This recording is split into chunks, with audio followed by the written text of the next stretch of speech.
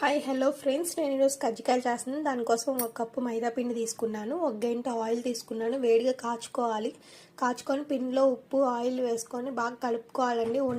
ఉండ పట్టేలా తీసుకోవాలి. అండ్ దాన్ని ఇంకా వాటర్ పోసుకొని కలిపేసుకోవాలండి. ముద్దలాగా చపాతీ ముద్దలా కలిపేసుకొని దాని మీద ఆయిల్ చేసి పెట్టుకోవాలి. ఒక 1 అవర్ హాఫ్ అన్ అవర్ ఎంతసేపు అయితే అలా పెట్టుకోవాలి. అండ్ ఒక కప్పు కొబ్బరి, ఒక కప్పు బెల్లం, ఒక కప్పు వేయించిన శనగపప్పు, 2 యాలకులు వేసుకొని ఇలా మిక్సీ చేసుకోవాలండి. ఇది చాలా టేస్ట్గా ఉన్నాయి. నేను ఒకసారి చేశాను, ఇది రెండోసారి అయిపోయినాయి అని చేస్తున్నాను. ఇంకా పూరి ఇలా చేసుకొని పక్కన పెట్టుకొని వాటిలో 2 స్పూన్లు ఆ మిశ్రమాన్ని ఉంచుకొని మనం కజ్జికాయ నేను వీడియోలో ఎలా చూపిస్తున్నానో మీరు అలా చేసుకుంటే సరిపోతుంది. చాలా ఈజీగా వస్తాయండి.